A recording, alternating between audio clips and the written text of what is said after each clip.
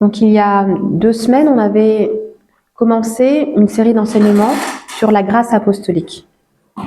Et on avait vu plusieurs aspects, donc là je vais déjà faire un récapitulatif de ce qu'on a vu la dernière fois. C'est toujours utile. Et après on ira un peu plus loin. Donc on avait déjà rappelé que Dieu a établi dans l'Église, premièrement les apôtres, deuxièmement les prophètes, troisièmement les enseignants et après les autres. Donc ça ne veut pas dire que les apôtres sont supérieurs aux autres, mais ça veut simplement dire qu'il y a un ordre que le Seigneur nous appelle à retrouver pour que tous et toutes puissent être au bénéfice de cela. Donc les apôtres sont premiers en rang, premiers en temps et premiers en influence. Celui qui est au-dessus de nous, bien entendu, c'est le Seigneur. Mais en retrouvant cet ordre du Seigneur, finalement, l'Église va retrouver sa pertinence spirituelle. On avait également rappelé que la grâce, évidemment, elle est liée au salut. On connaît ces passages que c'est par la grâce que nous sommes sauvés, par le moyen de la foi, et ça ne vient pas de nous, afin que personne ne se glorifie. C'est le don de Dieu. C'est le don de Dieu. Donc le salut, c'est pas par les œuvres, mais par la grâce, sola gratia. On avait passé du temps à revenir là-dessus. Et on avait vu qu'il y avait aussi une dimension apostolique de la grâce. La grâce, elle est liée à l'apostolat. C'est pour ça qu'on parle de grâce apostolique. C'est pas seulement lié au salut. Et on avait également défini que la grâce, c'est une ressource divine, une ressource qui vient de Dieu, qui est donnée aux apôtres et avec laquelle les apôtres travaillent.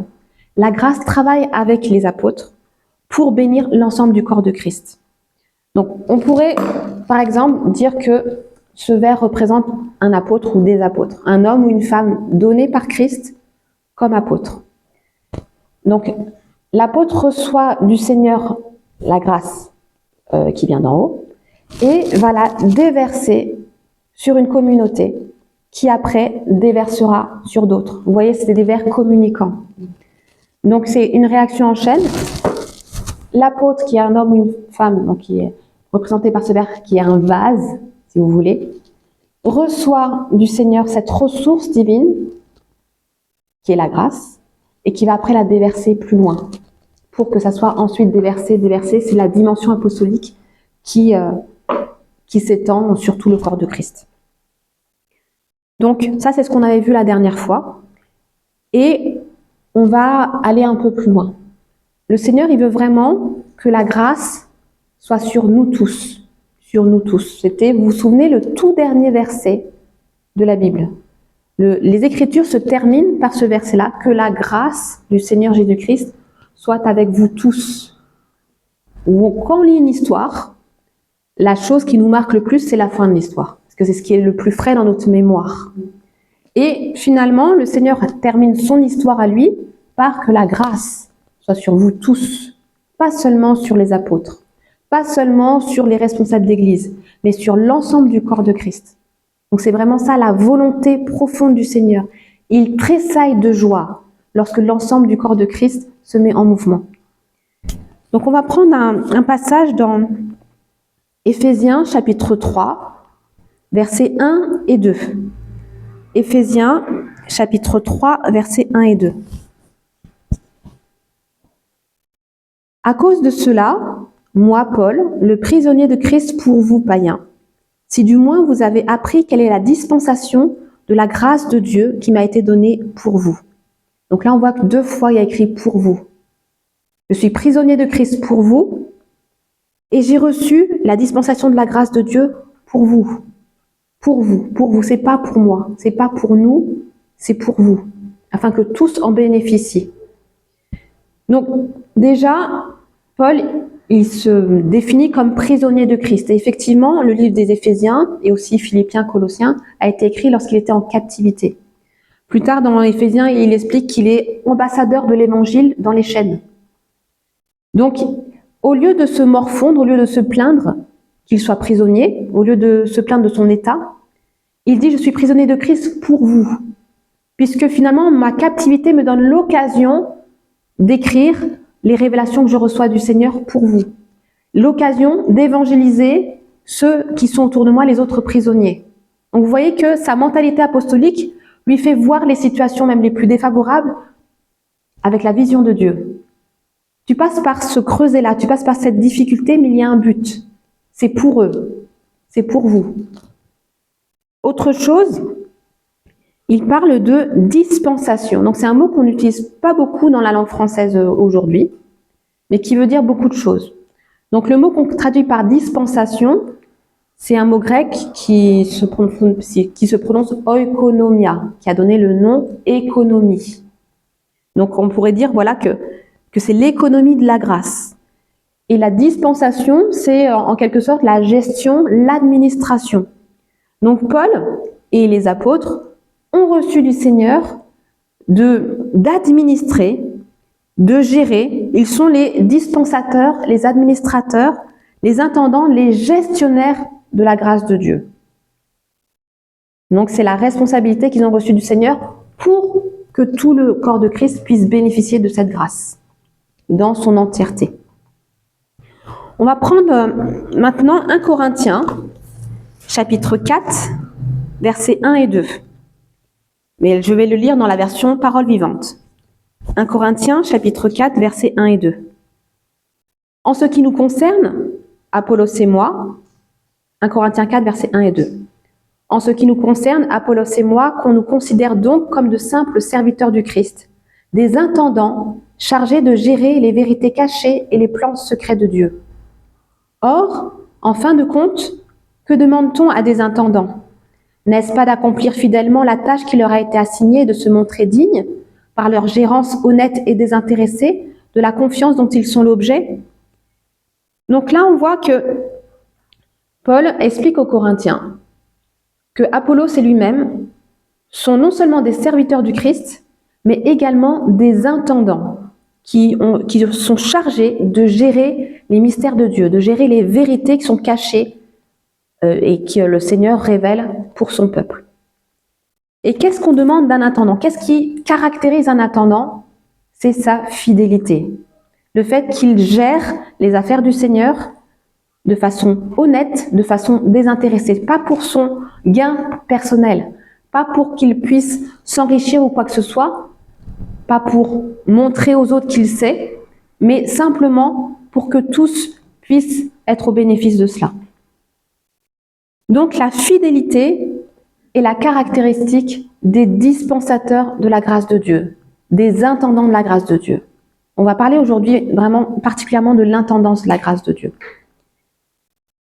Donc quand on parle d'intendant fidèle, il y a spontanément un exemple qui nous vient à l'esprit, qui est la parabole de l'économe infidèle. Donc on va lire le début de cette parabole, c'est une histoire que le Seigneur Jésus a racontée, et on va voir ce que le Seigneur veut nous enseigner à travers tout cela. Donc Luc chapitre 16, verset 1 et verset 2. Luc 16, versets 1 et 2. Jésus dit aussi à ses disciples, « Un homme riche avait un économe, ou un intendant si vous préférez, qui lui fut dénoncé comme dissipant ses biens. Il l'appela et lui dit, « Qu'est-ce que j'entends dire de toi? Rends compte de ton administration, car tu ne pourras plus administrer mes biens. » Et on ne lit pas la suite, c'est simplement cette partie-là qui m'intéresse. Donc là, le Seigneur Jésus donne un exemple d'un économe, donc une personne qui avait la charge d'être intendant dans la maison. Donc un intendant, à cette époque, c'était un esclave. C'était pas un haut dignitaire. C'était un esclave de la maison qui était chargé de distribuer les rations de nourriture. Donc il recevait du maître la nourriture et il devait distribuer cette nourriture pour toute la maison. C'était ça son rôle. Donc il fallait évidemment qu'il tienne bien ses comptes, qu'il soit honnête, qu'il soit désintéressé, pour que chacun puisse recevoir la ration dont il avait besoin. Et là, finalement, en lisant ce passage, on se rend compte que l'intendant dont parle le Seigneur Jésus était infidèle. Il dissipait les biens du maître. Donc au lieu de gérer l'ensemble des ressources, l'ensemble des biens du maître, eh bien, il y a une partie qui était perdue. Et le Seigneur, il veut nous parler par rapport à ça, puisque finalement, les apôtres ont reçu du Seigneur d'être des intendants de la grâce de Dieu, des administrateurs de la grâce de Dieu, des gestionnaires de la grâce de Dieu. Donc, il est possible de dissiper cette grâce. Donc, le Seigneur, il veut nous enseigner par rapport à cela. Donc, je reprends mes vers. Je reprends. Des fois, on a besoin d'images pour mieux comprendre les choses. Donc là, j'ai un apôtre, un homme ou une femme donné par Christ comme apôtre, qui a reçu la ressource de la grâce pour pouvoir la transmettre à d'autres. Donc, il a reçu la grâce et il la déverse à d'autres.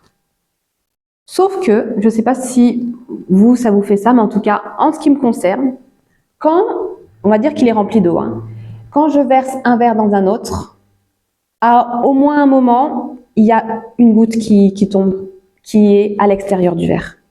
J'ai essayé plusieurs fois, à chaque fois, il y en a un tout petit peu, qui va à l'extérieur. Un tout petit peu qui est dissipé, tout petit peu qui est dispersé, éparpillé, ailleurs que dans le contenant qui est censé recevoir le liquide. Et donc, du coup, là, on voit que finalement, il y a cette possibilité de dissiper la grâce. Par contre, si je prends cette cuillère et que je la place de cette façon, on va dire que ce verre, imaginez que ce verre est rempli d'eau. Et que maintenant, je verse le contenu de ce verre dans l'autre, la cuillère, elle va servir de guide. Et il n'y aura pas une seule goutte qui ira à l'extérieur. Sans la cuillère, je verse, mais il y aura une goutte ou plus, ça peut même faire une flaque si je suis vraiment maladroite, qui sera à l'extérieur. Mais en plaçant ma cuillère, on va y arriver. En plaçant ma cuillère, la cuillère sert de guide et pas une seule goutte ne va à côté. Est-ce que c'est clair ce que je dis? Ok. Donc le Seigneur, il nous montre par là que l'apôtre, il a reçu du Seigneur cette grâce à transmettre, mais qui a besoin de la cuillère de la fidélité pour que l'ensemble de la grâce apostolique soit déversé à la communauté à laquelle l'apôtre s'adresse, pour que ça soit transmis avec précision et que ça aille exactement là où ça doit aller, sans être dissipé, sans être éparpillé. La fidélité empêche qu'une part de la grâce soit dissipée. Donc la fidélité, c'est une caractéristique, bien sûr, de tout enfant de Dieu, mais particulièrement de quelqu'un qui est donné comme apôtre pour que justement la grâce se répande exactement là où elle doit aller pour l'ensemble du corps de Christ. On avait vu tout à l'heure que l'intendant était un esclave. Donc l'esclave, on voit bien qu'il fait exactement ce que le maître lui dit. Aucun esclave va dire moi je décide de faire comme ci, comme ça, n'étant pas libre, n'ayant pas eu l'affranchissement pour faire tout ce qu'il veut. Il doit absolument faire ce que le maître lui demande. Et en Christ, nous sommes esclaves de Christ. Et c'est la plus grande de toutes les libertés. Le monde nous fait croire que c'est une privation, alors que pour nous, c'est un gain. Puisque finalement, être esclave de Christ, être esclave de la justice, c'est être libéré du péché. On n'est plus obligé de pécher, on n'est plus obligé de faire ce qui déplaît à notre Dieu. Donc, être intendant de la grâce de Dieu, ça nous parle de la mort à soi. C'est-à-dire que l'apôtre qui a reçu cette grâce à communiquer à d'autres, il est mort à lui-même. Il a renoncé à lui-même. Il porte sa croix pour que d'autres renoncent à eux-mêmes, portent leur croix et suivent le Seigneur. Donc, il y a vraiment cette transmission, j'allais dire transmission de mort, transmission de renoncement, transmission d'humilité pour que tout le peuple de Dieu soit à l'image de Christ qui est doux et humble de cœur, qui n'a pas hésité à donner sa vie. Il a donné sa vie pour que nous donnions notre vie. Nous ne vivons plus pour nous-mêmes, mais nous vivons pour notre Seigneur. C'est pour vous que j'ai fait ça. C'est pour vous, pour vous. C'est pas dans son intérêt à Paul. Et ce n'est pas dans l'intérêt des serviteurs du Seigneur de se donner pour d'autres, mais c'est dans l'intérêt du royaume de Dieu. Donc c'est pour ça qu'on le fait. Tout ce qui est dans l'intérêt du maître devient notre intérêt. Donc on a vu que la fidélité dans le service, ça nous donne une précision dans la transmission. On est beaucoup plus précis. On va aller vraiment, on va cibler les choses. Et il n'y aura plus jamais de choses qui peuvent être dissipées. Donc, quand on parle de dissiper la grâce, qu'est-ce que ça veut dire exactement? Quand on dissipe une ressource, on reprend par exemple la parabole de l'économe infidèle. Il a été accusé de dissiper les biens du maître. Donc il y a deux possibilités, c'est soit il gardait une partie pour lui, soit il donnait une partie à des personnes qui n'étaient pas dans le périmètre de la maison. C'est-à-dire c'est soit pour lui-même, soit pour des personnes qui étaient en dehors de la maison, qui n'étaient pas dans le périmètre du maître. Et ça, c'est vraiment, ça nous parle de l'obéissance. C'est-à-dire que l'esclave, il est censé faire exactement ce que le maître lui demande. L'apôtre ne fait que ce que le Père lui demande. Et ça nous parle vraiment des limites que le Seigneur donne aux apôtres qui justement, pour pouvoir en fait être beaucoup plus précis dans la transmission et toujours être dans l'obéissance à Dieu. On va prendre 2 Corinthiens chapitre 10. 2 Corinthiens 10, verset 13 à verset 16. 2 Corinthiens chapitre 10, verset 13 à verset 16. Et moi, je vais le lire dans la version Parole vivante. Quant à moi, je ne me laisse pas aller à une ambition démesurée. Je ne veux pas déborder de la sphère d'activité qui m'a été assignée, ni me vanter de ce qui n'est pas de mon ressort. Je resterai dans les limites du champ d'action que Dieu m'a départi. Or, ce champ s'étend jusque chez vous. Je ne dépasse donc pas indûment l'étendue de mon domaine. Ce serait le cas si nous n'étions pas arrivés jusqu'à vous. Mais nous sommes bel et bien venus chez vous et nous avons été les premiers à vous annoncer l'évangile du Christ. En parlant des résultats de notre travail chez vous, je ne sors donc pas de mes limites pour me vanter d'un travail accompli par d'autres. Mais je garde l'espoir que si votre foi va toujours croissant, il me sera donné d'étendre davantage ma sphère d'action parmi vous, afin d'accomplir toute la mission qui m'a été confiée, dans le domaine assigné. J'espère même que grâce à votre aide, je pourrai porter l'évangile dans les pays situés au-delà du vôtre, sans toutefois jamais empiéter sur le terrain réservé à autrui, pour ne pas me glorifier d'un travail réalisé par d'autres. On parlait tout à l'heure du fait qu'on est sauvé par grâce et non par les œuvres, afin que personne ne se glorifie. Dans l'apostolat, il y a vraiment cette profonde inquiétude, je dirais souci, ce profond souci que la gloire ne revienne qu'à Dieu et seulement à Dieu. Et là, c'est la même chose. C'est-à-dire que il y avait à cette époque-là des faux apôtres qui venaient dans un territoire qui avait déjà été, qui avait déjà été arrosé par d'autres apôtres avant eux, mais ils se glorifiaient en disant oui, c'est grâce à nous qu'il y a ça, ça, ça. Et ça, c'est pas juste.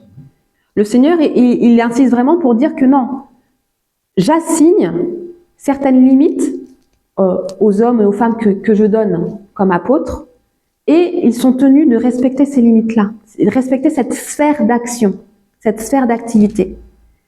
Et quand on est intendant du Seigneur, intendant de la grâce de Dieu, donc on est esclave de Christ, et le Seigneur attend de nous vraiment qu'on obéisse parfaitement pour rester dans le périmètre qu'il nous a donné. Sinon, on dissipe la grâce. Si je suis donné par Christ comme apôtre, mais que finalement cette grâce, je la garde pour moi, pour mon bienfait personnel, je dissipe la grâce.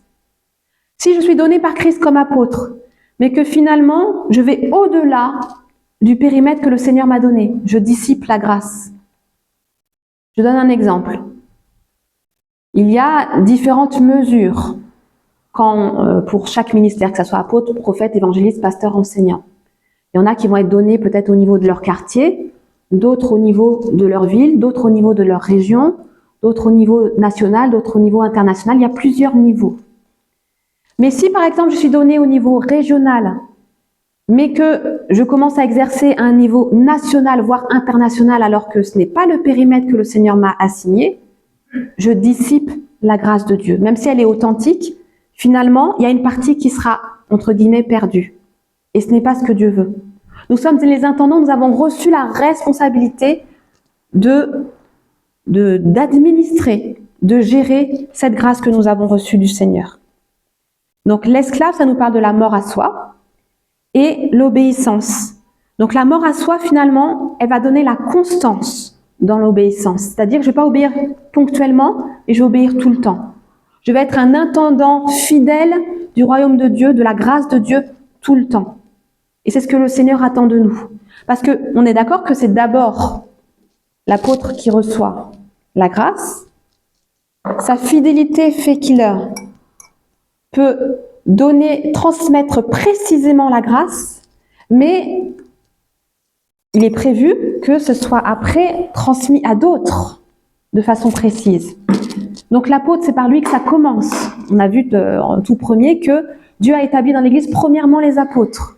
Mais après, la grâce apostolique se répand pour qu'une communauté apostolique soit capable, même s'il n'y a pas d'apôtre spécialement, on va dire entre guillemets, attitré dans la communauté, et ben qu'elle puisse répandre la grâce apostolique à d'autres personnes. C'est quelque chose qui se répand, c'est une réaction en chaîne. Donc les apôtres ont cette responsabilité de transmettre la grâce de Dieu avec exactitude et avec précision. Exactitude et précision, afin que ça ne s'éparpille pas, afin que rien ne soit perdu, afin que tous puissent recevoir, j'ai envie de dire, la même quantité de grâce. Que la grâce du Seigneur Jésus-Christ soit sur vous tous, qu'il n'y en ait aucun qui n'en manque. Vous vous souvenez, on avait pris un passage d'Hébreux la dernière fois, c'était que ça nous appelait à veiller à ce que nul ne se prive de la grâce de Dieu. Et on pouvait le comprendre aussi par que personne ne manque de cette ressource. Donc c'est de notre responsabilité apostolique de veiller à ce que tout le monde reçoive cette grâce. Et que cette grâce soit bien reçue, précisément, avec exactitude, afin que ça se déverse encore plus loin. Car ce n'est pas le plan de Dieu que ce soit les mêmes personnes qui déversent pour le monde entier. Il veut vraiment que, pour que ça aille le plus vite et le plus loin, qu'il y en ait quelques-uns qui reçoivent, qui déversent, puis les autres déversent. Et vous voyez bien, mathématiquement, ça se répand beaucoup plus vite et beaucoup plus loin.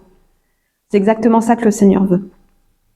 Donc finalement, on pourrait définir un apôtre comme un gardien de la grâce de Dieu. Un gardien, un intendant, un dispensateur, un administrateur, un gestionnaire de la grâce de Dieu, un gardien de la grâce de Dieu. Il la reçoit et son rôle est de la garder pour la transmettre pareillement, exactement, précisément comme il l'a reçue. Et quand on a cette dimension de fidélité, d'obéissance, de mort à soi, eh bien la grâce, elle se déverse, elle se répand comme il faut, comme Dieu le veut. Et là, tout le monde est au bénéfice de cela. On va prendre un passage dans Première épître de Pierre. Première épître de Pierre, chapitre 4, versets 10 à 11. Première épître de Pierre, chapitre 4, versets 10 à 11. Comme de bons dispensateurs des diverses grâces de Dieu, que chacun de vous mette au service des autres le don qu'il a reçu. Si quelqu'un parle, que ce soit comme annonçant les oracles de Dieu. Si quelqu'un remplit un ministère, qu'il le remplisse selon la force que Dieu communique, afin qu'en toutes choses, Dieu soit glorifié par Jésus-Christ, à qui appartiennent la gloire et la puissance au siècle des siècles. Amen. Donc là, c'est Pierre, l'apôtre Pierre, qui s'exprime et qui compare aussi les apôtres à des bons dispensateurs, donc des dispensateurs fidèles de la grâce de Dieu, des diverses grâces. Et si on regarde le grec, et même il y a d'autres versions qui le traduisent comme ça, je crois que la Semeur et Parole vivante traduisent comme ça, ils traduisent comme de bons dispensateurs de la grâce infiniment variée de Dieu. La grâce, elle a plusieurs facettes, elle est multifacette. La grâce, elle est multidimensionnelle, elle a plusieurs dimensions. Donc, l'apôtre qui reçoit en premier cette grâce à plusieurs dimensions, il a cette responsabilité de transmettre toutes ces dimensions au corps de Christ. Et quand il transmet toutes ces dimensions, eh bien, chacun se met au service des autres. Allélone, les uns les autres. La première chose, le premier signe, ça va être de prendre soin des uns des autres. D'ailleurs, j'ai pas lu le verset juste avant, verset 9. Exercer l'hospitalité les uns envers les autres sans murmure, comme de bons dispensateurs des diverses grâces, ça va ensemble. L'hospitalité les uns les autres. L'amour les uns les autres, l'accueil les uns les autres. Donc la grâce de Dieu, comme elle est multidimensionnelle, elle est multifacette, elle est reçue pour être déversée afin que chacun apprenne à discerner le corps de Christ. C'est ce qui faisait défaut aux Corinthiens, qui ne pensaient qu'à eux. Discerner le corps. Comprendre que nous ne sommes pas un membre isolé, mais nous sommes un ensemble de membres du corps qui fonctionnons ensemble. Et les diverses grâces de Dieu, la grâce infiniment variée, la grâce infiniment colorée de Dieu, ça nous montre une image toujours plus précise de notre Seigneur. Tant qu'on avait juste l'image que la grâce était liée au salut, on avait une image finalement qui était tronquée.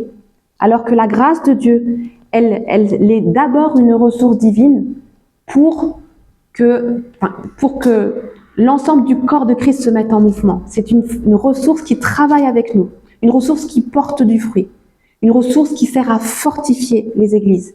Elle est donnée pour les communautés, avant d'être donnée pour des individus. C'est d'abord pour une communauté. Autre chose, que chacun de vous mette au service des autres. Service, c'est un mot qui a été traduit du grec, et le mot grec, c'est diakonéo. Donc, que chacun de vous se mette diakonéo des autres. Et verset 11, si quelqu'un parle, que ce soit comme annonçant les oracles de Dieu, si quelqu'un remplit un ministère, qu'il le remplisse selon la force que Dieu communique, afin qu'en toute chose, Dieu soit glorifié par Jésus-Christ, à qui appartienne la gloire, la puissance au siècle des siècles. Si quelqu'un remplit un ministère, c'est aussi diaconéo. Donc service égale ministère, ministère égale service. C'est vrai qu'en traduisant ministère, on a l'impression que c'est quelque chose d'assez un peu pompeux, et c'est pas du tout la pensée de Dieu. Un ministre est un serviteur. Un ministère, c'est un service. Nous sommes au service, comme le Seigneur Jésus-Christ nous a donné le modèle. Avant d'aller à la croix, il a lavé les pieds de ses disciples. Il a montré le comble de son amour en lavant les pieds, en se mettant au service, en se mettant vraiment au pied des autres pour qu'ils soient élevés. Et c'est ça qu'il a fait à la croix. Donc, nous sommes au service par la grâce. La grâce nous met au service des autres, parce qu'elle est infiniment variée.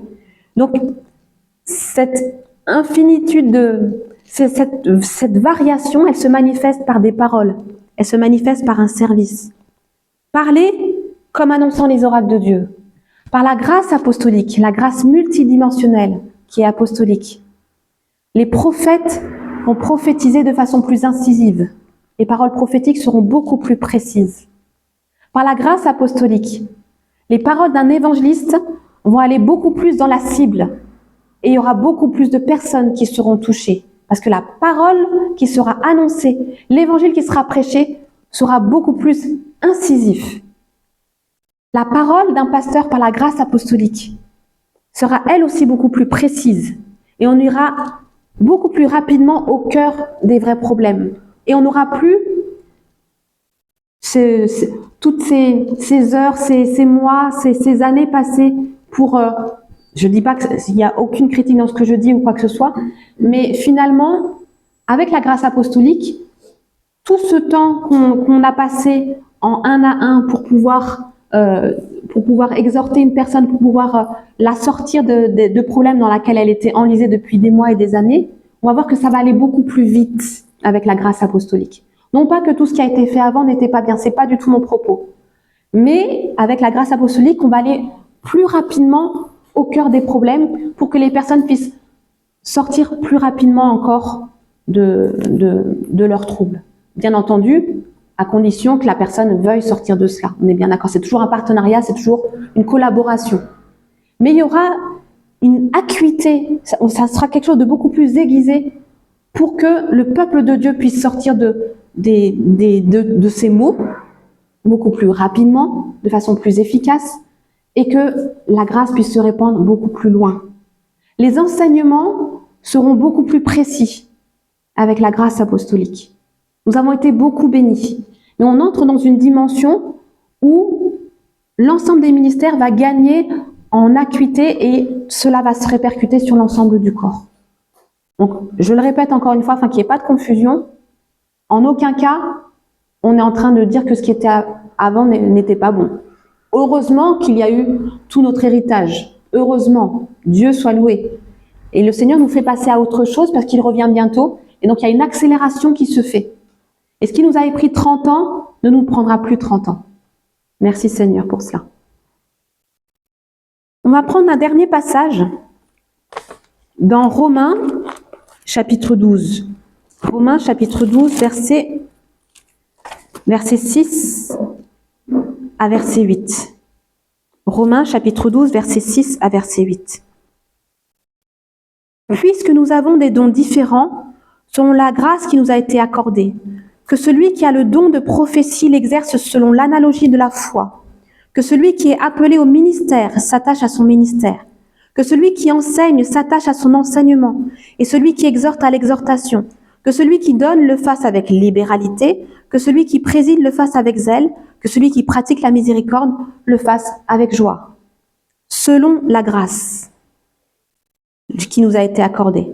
Donc les différents dons qui sont cités ici, c'est selon la grâce. C'est la grâce multidimensionnelle qui se manifeste de ces façons diverses. Elle se manifeste d'abord par la prophétie, le don de prophétie. Elle se manifeste par le service, le ministère, qui est un service, comme je le disais. Elle se manifeste par l'enseignement, elle se manifeste par l'exhortation. L'exhortation, c'est quand on encourage les frères et sœurs. Il n'y a pas besoin d'être responsable d'église pour exhorter son frère et sa sœur qui en a besoin. Le Seigneur, il nous demande de nous exhorter les uns et les autres. Et avec cette grâce apostolique, cela deviendra la norme. Il n'y aura plus, ah tiens, lui vraiment, il a reçu ça spécifiquement. Tout le corps va exhorter. Tout le corps va prophétiser. Vous pouvez tous prophétiser. Tout le corps sera capable d'amener une instruction, d'amener... ça ne veut pas dire que tout le monde sera sur l'estrade, c'est pas ça que je veux dire. Mais si quelqu'un dans l'église a besoin d'être redressé, d'être corrigé sur un point biblique particulier, tout enfant de Dieu sera capable, sur ce point-là, de lui expliquer la Bible. C'est pas forcément un enseignant qui est établi qui devra expliquer ces choses, puisque la connaissance va augmenter. La connaissance va augmenter. Et aussi que celui qui donne le fasse avec libéralité. Donc il y aura aussi un regain de libéralité. Que le Seigneur veut vraiment enseigner le peuple de Dieu par rapport aux dons, par rapport au fait que, voilà, donnez et il vous sera donné. C'est une loi qu'il lui-même a établie. Et il y aura cette grâce qui va permettre de libérer les cœurs de toute peur de donner, de toute peur de manquer. Là aussi, ça sera une conséquence du déferlement de la grâce apostolique. Que celui qui préside le fasse avec zèle, le zèle, les chaussures du zèle que donne l'évangile de paix. Il y aura effectivement un regain par rapport à ça, une augmentation du zèle pour le Seigneur. Que celui qui pratique la miséricorde le fasse avec joie. On va se pardonner les uns les autres, il n'y aura absolument plus rien dans les cœurs, plus d'amertume. Le Seigneur, il prépare sa venue en préparant son peuple. Et la grâce apostolique, en se déversant par l'Esprit de Dieu, va en fait permettre que chaque enfant de Dieu puisse se saisir des promesses de Dieu. L'Esprit de Dieu, il est l'Esprit de la grâce. C'est écrit au moins 2 reprises dans les Écritures. Il est l'Esprit de la grâce. Donc c'est par l'Esprit que la grâce de Dieu est communiquée aux apôtres et qu'elle est après déversée avec précision à cause de leur fidélité sur l'ensemble du corps de Christ. Et ça se déverse, pour que tous puissent manifester les dons de Dieu, afin que tous soient au service de l'Éternel et au service des uns des autres. Donc c'est ce que je voulais vous partager aujourd'hui sur la grâce. Donc en Jésus-Christ, nous sommes en tant qu'apôtres, les intendants de la grâce. Nous la gérons, nous l'administrons afin que tous en bénéficient. Et nous avons la responsabilité de ne pas la dissiper en nous focalisant sur le périmètre que le Seigneur nous donne. Et surtout en ne gardant rien pour nous-mêmes. C'est pour vous, c'est pour vous, c'est pour vous. Donc cette responsabilité, c'est un cadeau du Seigneur. Donc qu'au nom de Jésus-Christ, que l'Église puisse accueillir cela avec joie, avec une grande joie, parce que c'est pour préparer la venue de notre Seigneur que la grâce apostolique est déversée avec puissance dans ces derniers temps. Soyez bénis. Amen.